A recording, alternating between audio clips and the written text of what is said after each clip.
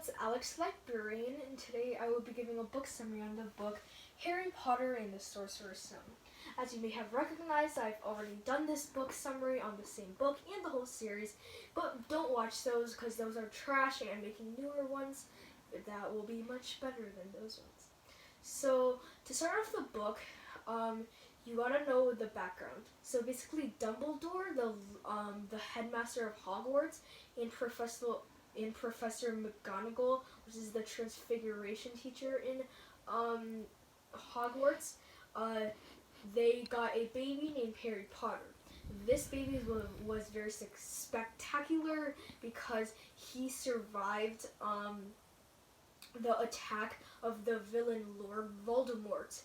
And the crazier thing is that this baby actually somehow killed Lord Voldemort. And Lord Voldemort just disappeared because of this baby Harry Potter. But when Voldemort attacked their family, Voldemort killed his parents in the process. So they give the baby Harry Potter to his aunt and uncle, the Dursleys, Petunia Dursley, and her husband, not wife. And so that's when the story begins. So Harry Potter gets treated badly by his aunt and uncle. They treat him very badly, and they have a son named Dudley. And Dudley uses Harry for like a punching bag, and he treats Harry very badly. And he also lives under the stairs, which is a very tiny compartment that he wakes up every day at. And one day on Dudley's birthday, Harry does something magical. He makes the glass of a glass window at the zoo disappear, allowing the snake inside to go out, and that scares Dudley. So when they go back home, they see something more mysterious. They receive a letter to Harry. Why would anybody want to talk with Harry? Because Harry thought he was worthless because of how the Dursleys treated him. But the Dursleys keep it away from Harry until one Sunday, flocks of letters come through, but Harry Potter reads it, but he doesn't really understand anything. He only sees things about wizards and witches. Until one day, their family decides to go to a hotel because they don't want any more letters. But sooner or later, a letter shows up, and their Uncle Vernon, he goes to a different hotel, and then on that day, it was Harry's birthday. And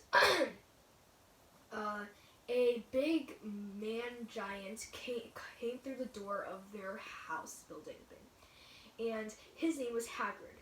Hagrid was the gamekeeper at Hogwarts, and he explains to Harry that he's actually a wizard and that he was very famous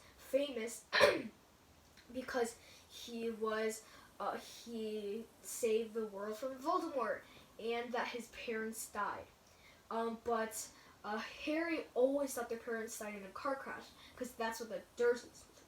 So since Hagrid was very mad, he turned Dudley's butt into he added a pigtail to Dudley's butt.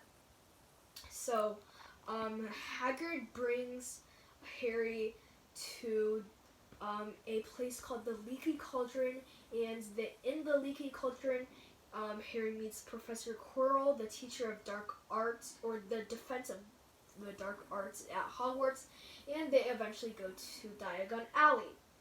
And Diagon Alley was where um, is where everybody like buys all their things that they need for Hogwarts, or they just go there for fun. So Hagrid buys Harry a snowy owl named Hedwig, and Hagrid buys Harry a wand. And what the thing mysterious about the wand is that its brother wand was actually Voldemort's wand. And once they got like all the books they needed and they all the things they needed, Harry went back to the Dursleys, and then he got a ticket for not platform 9 3/4. But there's not really a platform 9 3/4 that Muggles or humans can see.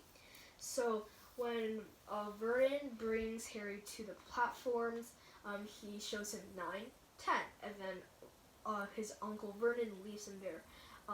But he eventually asks a woman named Molly Weasley where 9 3/4 is, and she told him to run through a wall, and then they would go to Hogwarts Express.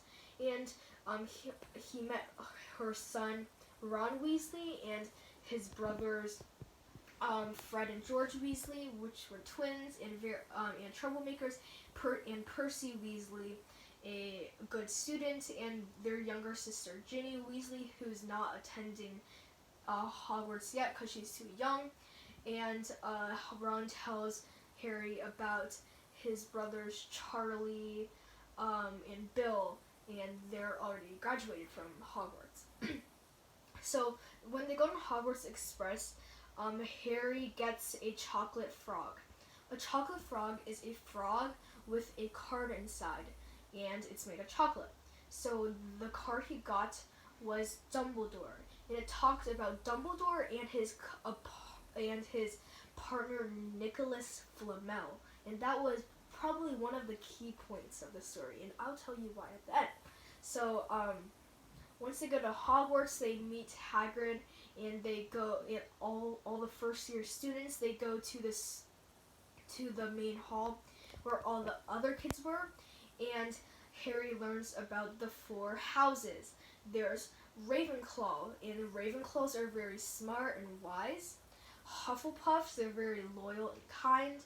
Gryffindor, they're very brave and courageous. And Slytherin, they're very ambitious, and as Hagrid said, all of the people in Slytherin are most likely evil. So Slytherin has a bad reputation because first of Voldemort was in Slytherin. So Harry gets sorted into a Gryffindor with Ron and their new friend Hermione, a very smart girl. And on their first day, or the second day after the sorting ceremony, they meet Professor Snape, which was the potions master. Professor Snape acts like he hates Harry. And there's Professor Quirrell, which he always stutters and people laugh at him, but then he's one of the main villains in the story in this book. I'll tell you, and you'll see why in the end. And then there's Professor Binns, a ghost who passed away, but a human who passed away. A wizard who passed away, and then now he's a ghost teaching. Then there's Professor Flitwick, the head of Ravenclaw, and he teaches charms, and Snape is the head of Slytherin. There's Professor McGonagall, which is the Transfiguration teacher and the head of Gryffindor, and there's the herbology teacher, and I can't not think of her name right now, so I'm just gonna skip her, but she's the head of Hufflepuff. So Harry learns many things on their first day, and then on the next day they learn how to ride a broomstick. And Malfoy, a person in Slytherin, who is one of the main villains in the series, takes a object that another Gryffindor named Neville had, and Neville, he broke his arm in the process of learning how to fly on a broomstick, so Malfoy took it, and he threw it, and Harry Potter rode on his broomstick like he was a professional, and he grabbed the thing. And Professor McGonagall saw him do that, and Professor McGonagall said that Harry would become a seeker on the Quidditch team.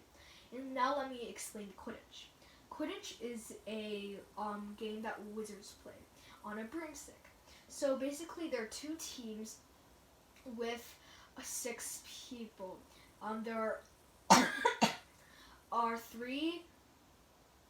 there are 2 beaters who, well, let me explain the ball. There are 4 different balls. The snitch, one quaffle, and 2 beaters. I can't really think of the next one. But and one something else, I forget. And the job of the 2 beaters is to hit that something else, I forgot what it's called. And the seeker job is to grab the snitch, and the snitch is worth 150 points, and the game doesn't end until the seeker grabs the snitch, and the snitch is very fast, so it's very hard to get. And then the quaffle, 3 chasers trying to get the quaffle, and they score in the score things, and each point, or each score is worth 10 points. And I just thought of the name of the ball that the beaters have to hit. It's bludgers. So Harry becomes the first ever first year seeker, and they go on with life. And then one day they receive news from the Daily Prophet that a very important thing has been stolen from the vault in Gringotts. And also they notice that Snape his leg is like almost been off, and that a room on the 3rd floor is closed out. So one day they go into that door and they see a 3-headed dog, and that dog is guarding a trapdoor. So after that they go to Hagrid's hut, and Hagrid tells them that he got a dragon, and that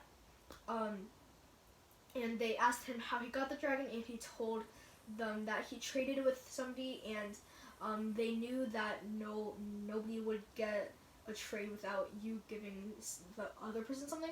So they asked Hagrid what he gave to the other person, and Hagrid told him how to stop the 3-headed dog from killing them.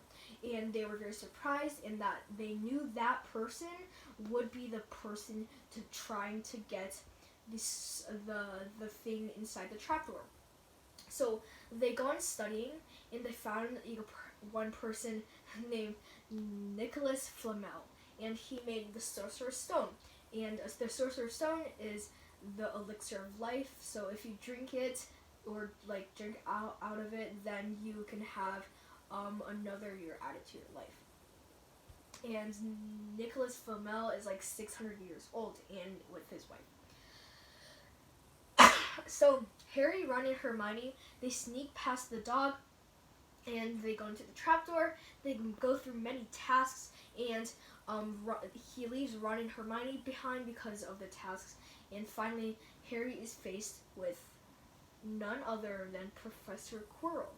Professor Quirrell always wore a hat or like a turban around him, and he reveals that behind his head was actually Lord Voldemort, and that Lord Voldemort was sharing a body with him. So Lord Voldemort wants the elixir of life so that he can come back alive again, so he can destroy everyone again. So he wants the Sorcerer's Stone, but Harry eventually gets the Sorcerer's Stone, and Dumbledore helps Dumbledore saves Harry when Harry's about to die, but then they eventually kill Professor Quirrell. And that's the end of the book, and thanks for watching, and please subscribe, and thanks for watching. Bye.